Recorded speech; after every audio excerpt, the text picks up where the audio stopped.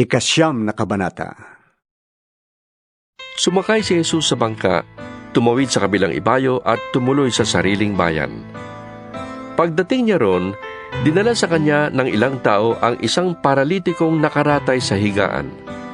Nang makita ni Jesus ang kanilang pananampalataya, sinabi niya sa paralitiko, Anak, lakasan mo ang iyong loob. Pinapatawad ka na sa iyong mga kasalanan. May ilang tagapagturo ng kautusan na naroon at sinabi nila sa kanilang sarili, Nilalapastangan niya ang Diyos. alam ni Jesus ang kanilang iniisip, kaya't sinabi niya, Bakit kayo nag-iisip ng ganyan? Alin ba ang mas madali? Ang sabihing pinapatawad na ang iyong mga kasalanan o ang sabihing tumindig ka at lumakad? Patutunayan ko sa inyong ang anak ng tao ay may kapangyarihang magpatawad ng mga kasalanan dito sa lupa. at sinabi niya sa paralitiko, Tumindig ka. Buhatin mo ang iyong higaan at umuwi ka na. Tumindig nga ang lalaki at umuwi. Nang makita ito ng mga tao, sila'y natakot at nagpuri sa Diyos na nagbigay ng ganitong kapangyarihan sa mga tao. Pag-alis ni Jesus doon, nakita niya ang isang taong ang pangalay Mateo. Nakaupo ito sa paningilan ng buwis. Sinabi ni Jesus sa kanya, Sumunod ka sa akin. Tumindig si Mateo at sumunod sa kanya. Nang si Jesus at ang kanyang mga alagad ay nasa bahay ni Mateo, dumating ang maraming maniningil ng buwis at mga makasalanan. Sila ay magkakasalong kumain. Nang makita ito ng mga Pariseo, tinanong nila ang kanyang mga alagad, Bakit sumasalo ang inyong guro sa mga maniningil ng buwis at sa mga makasalanan? Narinig sila ni Jesus at siya ang sumagot, Ang mga may sakit ang nangangailangan ng doktor, hindi ang mga walang sakit. Humayo kayo at unawain ninyo ang kahulugan nito. Hindi ang inyong handog sa akin ang nais ko, kundi ang maging mahabagin kayo. Sapagkat naparito ako upang tawagin ang mga makasalanan, hindi ang mga matuwid. Lumapit kay Jesus ang mga alagad ni Juan na tagapagbautismo at siya'y tinanong, Malimit po kami mag-ayuno, gayon din ang mga Pariseo. Ngunit bakit po hindi nag-aayuno ang inyong mga alagad? Sumagot siya, Dapat bang malungkot ang mga panauhin sa kasalan habang kasama pa nila ang lalaking ikinasal? Kapag wala na ito, saka pa lamang sila mag-aayuno.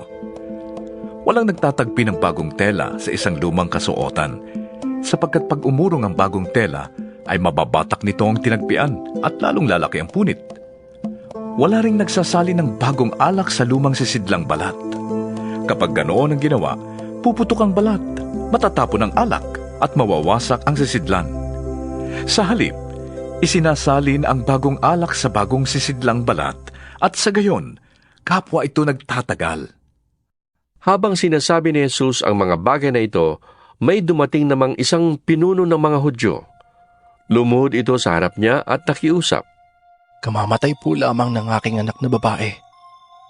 Sumama po kayo sa akin at ipatong ninyo ang inyong kamay sa kaniya at siya'y mabubuhay.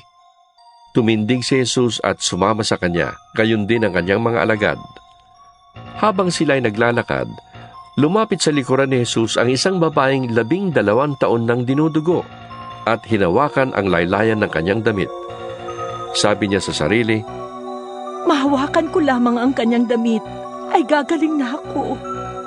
Lumingon si Jesus at pagkakita sa kanya ay sinabi, Anak, lakasan mo ang iyong loob. Pinagaling ka ng iyong pananampalataya. Noon di gumaling ang babae. Pagdating ni Jesus sa bahay ng pinuno, nakita niya ang mga manunugtog ng plauta at ang mga taong nagkakaingay. Sinabi niya, Lumabas muna kayo. Hindi patay ang bata. Natutulog lamang.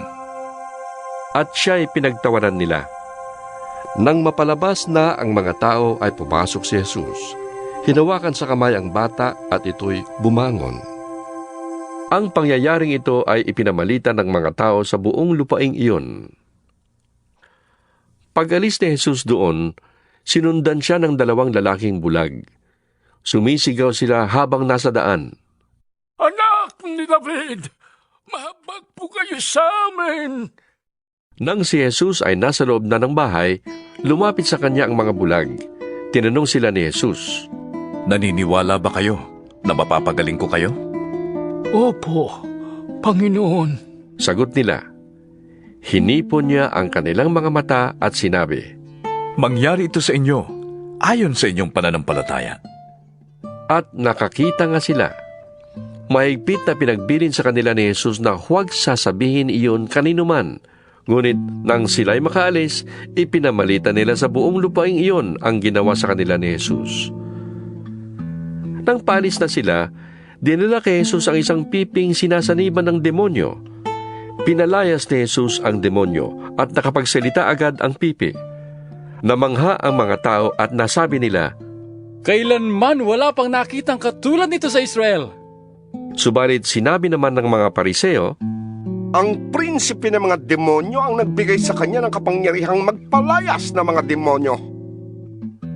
Nilibot ni Jesus ang lahat ng mga bayan at nayon doon. Sa pagtuturo niya sa kanilang mga sinagoga, ipinangaral niya ang magandang balita tungkol sa paghahari ng Diyos at pinagaling ang mga may sakit sa anumang karamdaman. Nang makita niya ang napakaraming tao, nahabag siya sa kanila sapagkat sila'y nanlulupaypay at litong-lito parang mga tupang walang pastol. Kaya't sinabi niya sa kanyang mga alagad, Sagana ang aanihin, ngunit kakaunti ang mag-aani. Idalangin ninyo sa may-ari ng aanihin na magpadala ng mga mag-aani.